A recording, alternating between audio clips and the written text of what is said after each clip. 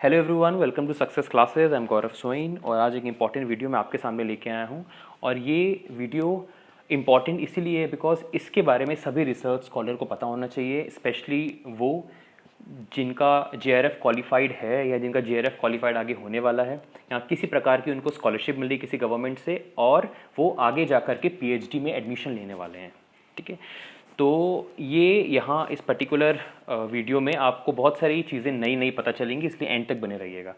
उससे पहले अगर आप हमारे चैनल पे नए हैं तो सबसे पहले आप इसको सब्सक्राइब कर लीजिए और बेल आइकन को भी हिट करिए, जिससे जो भी इंपॉर्टेंट अपडेट हम आपको देना चाहते हैं वो आपको टाइम नहीं मिल जाए।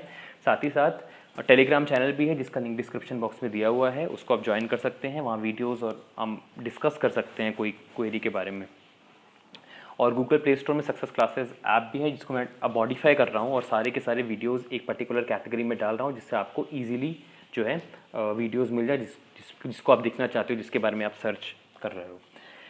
तो यहाँ पे ये जो वीडियो है इसमें मैं उन कॉलेजेस की बात करूँगा जो section 2F and section 12B of UGC act 1956 से एफिलिएटेड हैं।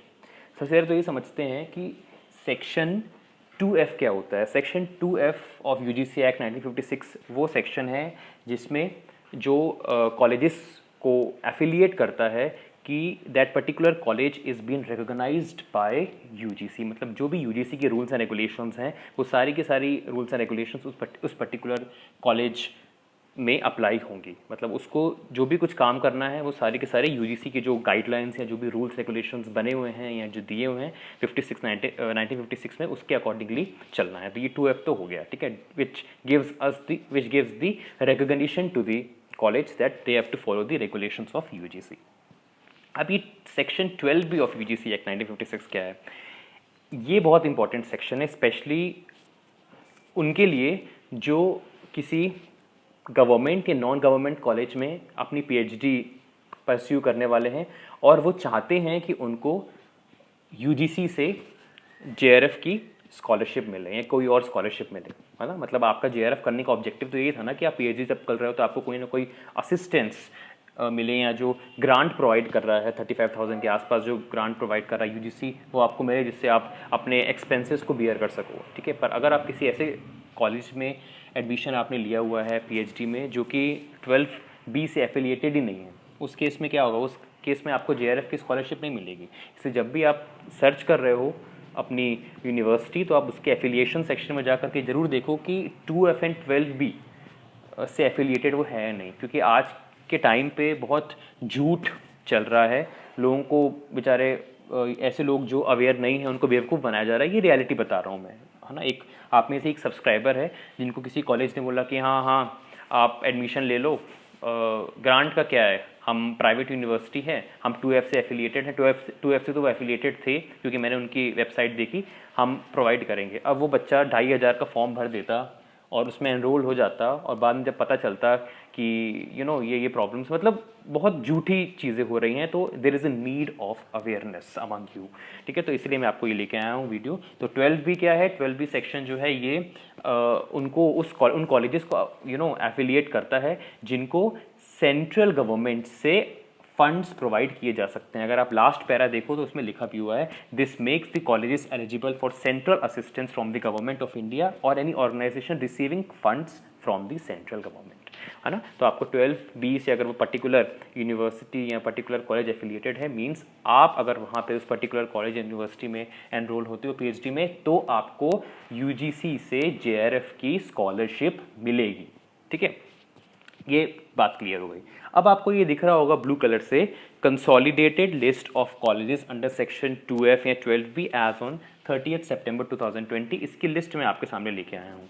ये सारे के सारे जितने भी स्टेट्स हैं उनकी 1566 पेजेस हैं इसमें। सारी की सारी यूनिवर्सिटी से ऊपर दिख रहा है ना आपको, आचार्य, नागार्जुना यूनिवर्सिटी, ये सब के बारे में आपको पता होना चाहिए। नागार्जुना यूनिवर्सिटी, इसमें जैसे कि फर्स्ट कॉलेज है ABM डिग्री कॉलेज, ये 2F और 12B से एफिलिएटेड हैं, ईयर वगैरह लिखा हुआ है और ये सिर्फ और सिर्फ बैचलर्स तक इनकी ये एफिलिएटेड हैं और ये नॉन गवर्नमेंट है। ठीक है, अब अगर आगे आए ऐसे करते तो आप ये जगह देखिए, ASN फार्मेसी कॉलेज दिख रहा होगा आपको, ये 2F से एंड 12B दोनों से एफिलिएटेड है। 2004 में ये आए थे, परमानेंट बॉडी है, बैचलर तक है, नॉन गवर्नमेंट और अनएडेड है।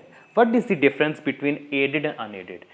ध्यान से सुनिए, एडेड मीन्स कि जो फीस है जो स्टूडेंट से वसूली जाती है, जो कॉलेजेस वसूलते हैं, अगर वो अनएडेड है, अनएडेड की बात कर रहा हूँ मैं, अगर वो अनएडेड है तो कॉलेज खुद डिसाइड करेगा। पर अगर एडेड है तो जो फीस डिसाइड की गई है गवर्नमेंट ने, उसके बेसिस पे आपको लोगों मतलब बच्चों से अपनी फीस लेनी होगी। समझ में आया? अनएडेड मीन्स खुद हम फीस स्ट्रक्चर बनाएंगे और एडेड मीन्स गवर्नमेंट के अकॉर्डिंगली हमें चलना पड़ेगा। अब टीचर्स के अपॉइंटमेंट होते हैं, हम में से बहुत सारे लोग असिस्टेंट प्रोफेसर भी हैं, टीचिंग टीचर्स की अपॉइंटमेंट हो रही है, तो कुछ जो कॉलेजेस होते हैं वो क्या करते हैं, वो खुद नेगोशिएट करते हैं कि आपको इतनी सैलरी मिलेगी, ये सब चीज़ें करके। तो वो कॉलेजेस क्या होते हैं? वो होते हैं अनएडेड कॉलेज। एडेड मीन्स जो है ना, अपन पढ़ते हैं ना कि गवर्नमेंट ने डिसाइड की है पे स्केल और ये सब चीज़ें, और अगर वो एडेड है तो गवर्नमेंट के जो रूल्स रेगुलेशंस बने हैं कि इतनी टीचर को सैलरी देनी चाहिए, इतने इस लेवल की हैं तो उस लेवल की हैं, तो उसके अकॉर्डिंगली वो सैलरी मिलती है अगर वो कॉलेज एडेड है तो। ठीक है, तो ये मेन जो है आपको पता होना चाहिए कि एडेड अनएडेड में क्या डिफरेंस होता है। अब मैनेजमेंट जो है, जैसे कि अगर अनएडेड की बात करूँ तो मैनेजमेंट खुद जो है अपने हिसाब से सब चीज़ें करता है, पॉलिसीज़ और रूल्स वगैरह बनाता है। और वही अगर मैं बात करूँ एडेड की, तो जो गवर्नमेंट ने डिसाइड किया होता है रूल्स रेगुलेशन, जो चीज़ें मतलब सुपरवाइज करता है गवर्नमेंट, और गवर्नमेंट के रेगुलेशंस के अकॉर्डिंगली उनको काम करना पड़ता है। तो ये कुछ डिफरेंसेस हैं जो कि एडेड और अनएडेड को एक दूसरे से डिफरेंशिएट करते हैं। अनएडेड मतलब क्या हुआ, अपने हिसाब से वसूली होगी फीस की, और टीचर्स का अगर अपॉइंटमेंट होगा तो जो हम डिसाइड करेंगे उसके अकॉर्डिंगली आपको फीस दी जाएगी, तो सैलरी दी जाएगी। आगे आ जाते हैं, अब एक ऐसा लेते हैं जो एडेड, जैसे कि सारे के सारे दिए अनएडेड। ठीक है, अब जैसे कि यहाँ पे दिया हुआ है आपको aided, doctor KRRM degree college Andhra Pradesh का, ये 2F 12B दोनों से हैं, 1981 में आए थे, परमानेंट हैं, बैचलर्स है, नॉन गवर्नमेंट और एडेड है।